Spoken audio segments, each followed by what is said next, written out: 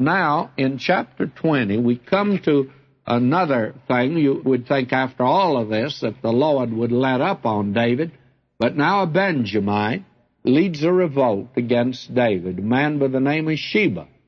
And Joab put down the revolt.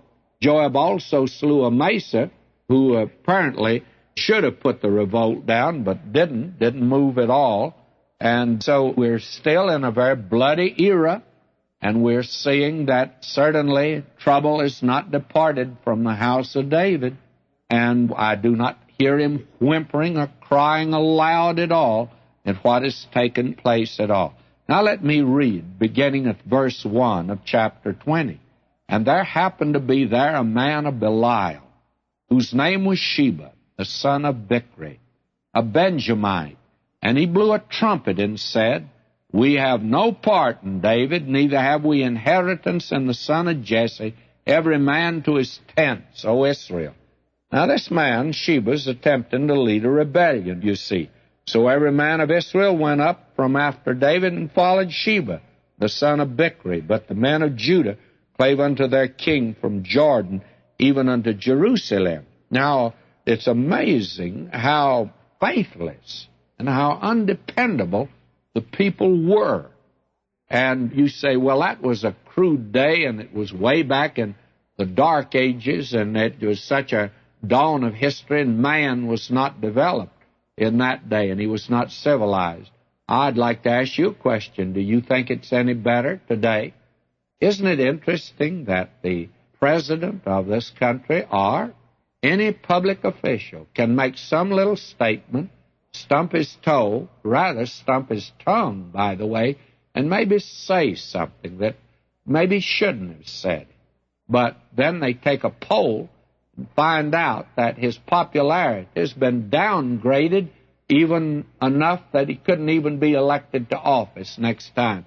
And that happens to any office holder, a public figure, whether he be a Democrat or Republican or whether he be something else. It just doesn't seem to matter. Why? Well, it shows how fickle the mob is and the crowd is. It shows how fickle all of us are. And you know, God knows that. And God knows our heart. The heart is desperately wicked. Who really can know it?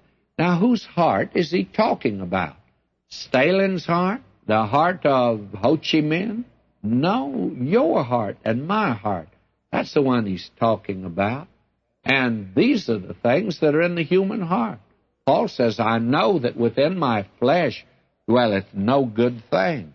Now, all Israel goes after, that is the 10 tribes, go after this fellow Sheba.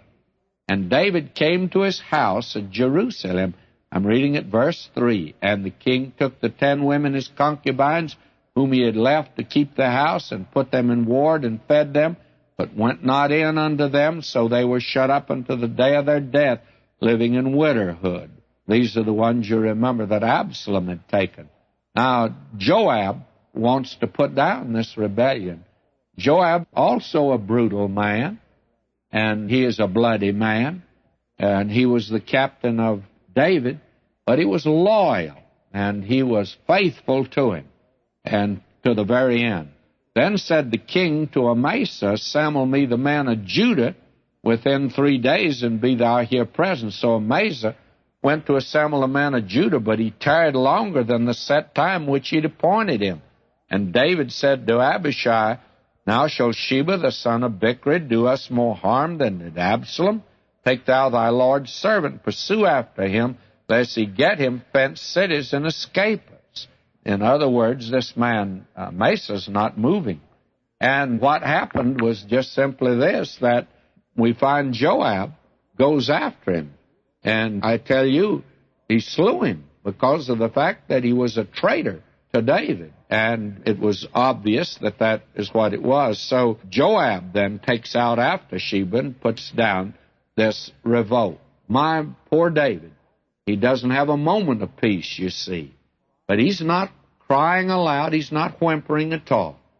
He knows that the Lord has taken him to the woodshed. Don't tell me David got by with sin, friend. He didn't get by, but he did love God. And underneath the faith that failed was a faith that never failed. That's David, God's man, the man after God's own